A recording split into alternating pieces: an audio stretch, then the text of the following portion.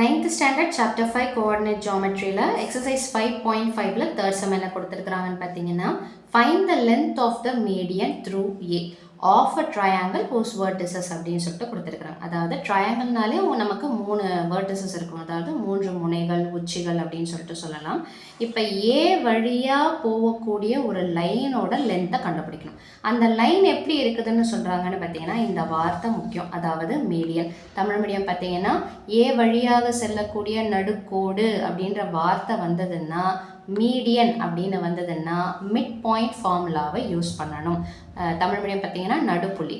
இப்போ ஏலேருந்து வரையக்கூடிய லைன் என்னென்னு பார்த்தீங்கன்னா அது எங்கே போய் ஜாயின் ஆகுது, பிடியில் ஜாயின் ஆகுது. ஸோ அப்போ நம்ம எதை கண்டுபிடிக்கணும்னா பிசியில் ஜாயின் ஆகுது. பிசி உடைய மிட் பாயிண்ட் என்னென்னு பார்த்தீங்கன்னா டி. ஸோ ஃபர்ஸ்ட் நம்ம என்ன கண்டுபிடிக்கணும்னு பார்த்தீங்கன்னா மிட் பாயிண்ட் ஆஃப் பிசி. அப்போ மிட் பாயிண்ட் ஆஃப் பிசின்னா பி வேல்யூவை x1 y1னும் சி வேல்யூவை x2 y2னும் எடுத்துக்கணும். ஸோ அதுக்கு பேர் என்ன கொடுத்துருக்குறோம், அந்த மிட் பாயிண்ட்டுக்கு நடுப்புள்ளிக்கு டின்னு சொல்லிட்டு கொடுத்துருக்குறோம். ஸோ ஃபார்முலா மிட் பாயிண்ட்டுக்கு என்னென்னு பார்த்தீங்கன்னா x1 + x2 / 2, y1 + y2 / 2. x1 + x2 நிறைய பேர் என்ன பண்ணிடுவாங்க அப்படின்னா இதை ரெண்டத்தையும் சேர்த்துருவாங்க.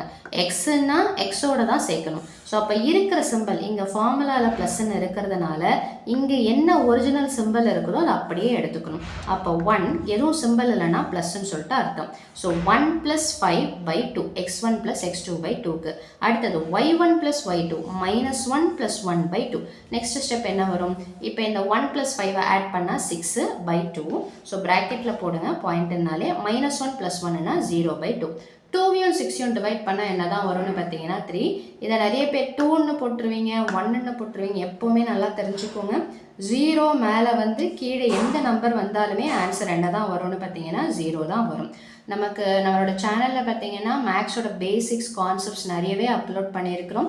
அதில் 0வோட பேசிக்ஸ் கான்செப்ட்ஸ் அப்படின்ற மாதிரியும் அப்லோட் பண்ணியிருக்கிறோம். எப்போ ஃப்ரீயாக இருக்கிறீங்களோ இந்த கான்செப்ட்ஸ்லாம் போய் பார்த்தீங்கன்னா உங்களுக்கு இன்னுமே கிளாரிட்டி கிடைக்கும். So coming back to the point என்னென்னு பார்த்தீங்கன்னா மிட் பாயிண்ட்டை கண்டுபிடிச்சாச்சு.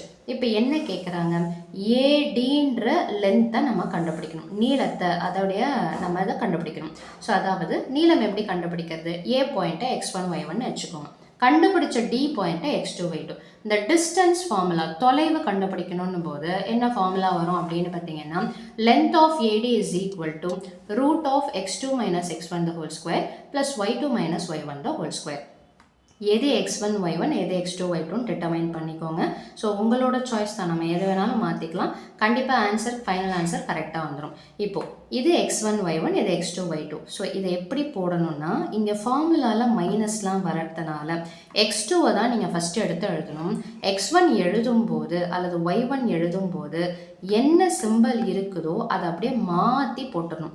x2 y2க்கு இருக்கிற சிம்பிளை அப்படியே போடுங்க, x1 y1க்கு மாற்றி போடுங்க. அப்படின்னா என்ன வரும், இது இருக்கிற சிம்பிளை எடுத்துக்கணும். அப்போ 3 மைனஸ்ன்னா என்னவா வந்துடும்னா ப்ளஸ். காரணம் என்னென்னா இங்கே ஃபார்முலாவில் மைனஸ்ன்னு இருக்கிறதுனால நம்ம அந்த கான்செப்டை யூஸ் பண்ணுறோம். ஸோ அப்போ எப்படி வரும் அப்படின்னு பார்த்தீங்கன்னா 3 + 1 the whole square. நடுவில் ஃபார்முலாவில் ப்ளஸ் இருக்குது. y2 - y1. y2க்கு இருக்கிற சிம்பிளை அப்படியே எடுத்துக்கோங்க, y1க்கு சிம்பிளை மாற்றிடுங்க.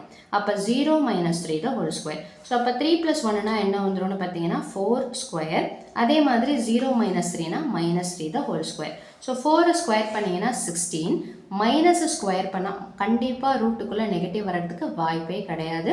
அதனால் பாசிட்டிவ் வேல்யூஸ் தான் வரும். ஸோ 3 ஸ்கொயர் பண்ணிங்கன்னா 9, ரெண்டுத்தையும் ஆட் பண்ணால் 25. 25க்கு ரூட் எடுத்தால் என்ன வந்துடும்னு பார்த்தீங்கன்னா 5 யூனிட்ஸுன்றதை எடுத்து எழுதணும். தமிழ் மீடியம் பார்த்தீங்கன்னா அலகுகள். ஏன்னா தொலைவுன்னும் போது ஏதோ ஒரு அலகு கொண்டு தான் அது வரும், அப்படின்னா யூனிட்ஸ் வச்சு தான் வரும்ன்றதுனால யூனிட்ஸ்ன்னு சொல்லிட்டு எடுத்து எழுதணும். ஸோ அப்போ கான்செப்ட் என்ன, நீங்கள் பார்க்க வேண்டியது மீடியன் அப்படின்ற வார்த்தை இருக்குதான்றத பார்க்கணும். தமிழ் மீடியம் நடுக்கோடு எதில் போய் ஜாயின் ஆகுதோ அதோடைய மிட் பாயிண்ட்டை நம்ம கண்டுபிடிக்கணும். கண்டுபிடிச்ச பிறகு எந்த லைன் கேட்குறாங்களோ அந்த லைனில் இருக்கக்கூடிய பாயிண்ட்டையும் நம்ம கண்டுபிடிச்ச மிட் பாயிண்ட்டையும் டிஸ்டன்ஸ் ஃபார்முலாவை யூஸ் பண்ணி கண்டுபிடிச்சிங்கன்னா தேவையான ஆன்சர் கிடச்சிரும். ஸோ அவ்வளோதான் இந்த சம்மோட சொல்யூஷன். மீண்டும் அடுத்த பதிவில் வேறொரு சம்மோட சந்திக்கிறேன். வீடியோ பயனுள்ளதாக இருந்ததுன்னா மறக்காமல் லைக் பண்ணுங்கள், ஷேர் பண்ணுங்கள், சப்ஸ்கிரைப் பண்ணுங்கள். தேங்க்யூ.